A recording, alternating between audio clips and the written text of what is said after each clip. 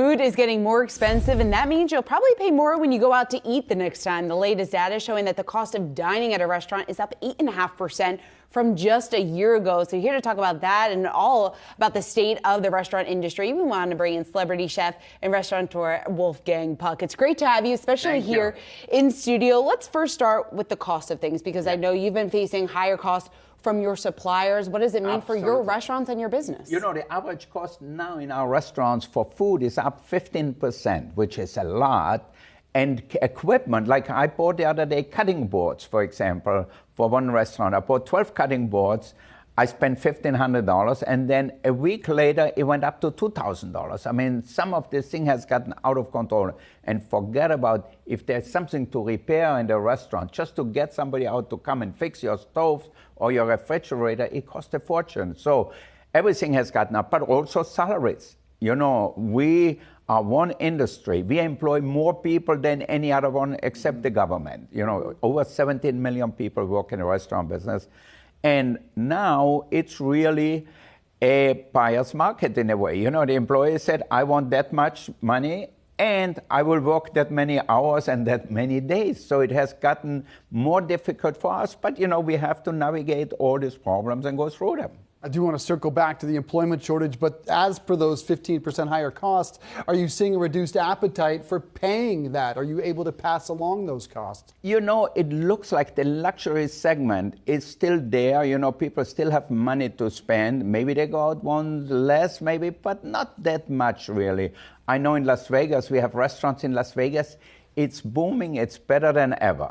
And I'm sure the hotels, the gaming is doing better than ever, because we get the customers, if they lose enough money, they have to eat and to drink. So, and I think here in New York, Cut in New York is doing really well too, especially for dinner. You know, for lunch, we have less people maybe because less people go to the office and so forth. But at dinner, people still go out and want to enjoy and, you know, have a nice time. Yeah, how does remote work? I'm sorry, Sean, how does remote work impact your bottom line? Well, I think the remote work at the beginning was really difficult because we did a lot of takeout, but not that much really. And to me, it's a boring business really doing takeout because you put everything in boxes instead of on a nice plate. You don't get the reaction from the customers. You know, it's like performers like to perform on Broadway or singers in stadium, whatever, they get the energy from the customers. And for me, it's the same. So I really like to be there in the restaurant. Now, for sure, lunchtime, because people don't work that much in the office, has dropped. So, but we live. Our main business always has been dinner, thank God.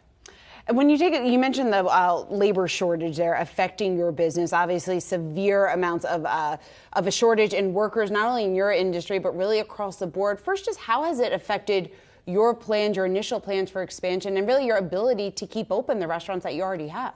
You know, it is really difficult, but it's a worldwide phenomenon. You know, if we have Spargo in Budapest, for example, it's hard to find workers there. I thought, well, in that part of the world, they must have enough people coming to work. But no, it's as difficult in Budapest as it is in New York or in LA to recruit people. And I think, thank God, we have a good name and we pay well, so we still can get people. But it has gotten more expensive. I know our sommelier, for example, in a restaurant used to make $100,000 plus the commission.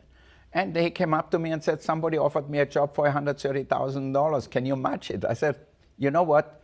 I will match it because I like you and you're good to the customers. But also, for me to train somebody new would cost me more than $30,000.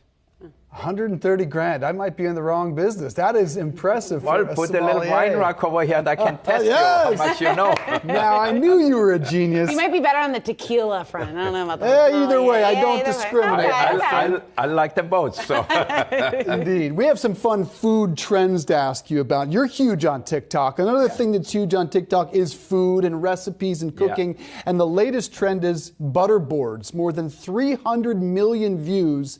Do you know what these things on the screen are right here? Wolf, have you tried a butter board? Do you like the trend of TikTok cooking in general? Okay, well, I love TikTok in a way because I think it gives you the news instantly. You see what's going on. But it was interesting. Like for me, I did a TikTok And I had one thing with cheese, for example. I just cut Parmesan into chunks, put olive oil and black pepper on top, and I got like 6 million people who watched it. And another thing I did, like, was the silliest thing is, I had a big block of butter, a nice baguette, and I used the butter and the baguette and put salt on it, and people say, oh my God, that's so delicious. I want something like that. I said, maybe I shouldn't serve steaks anymore.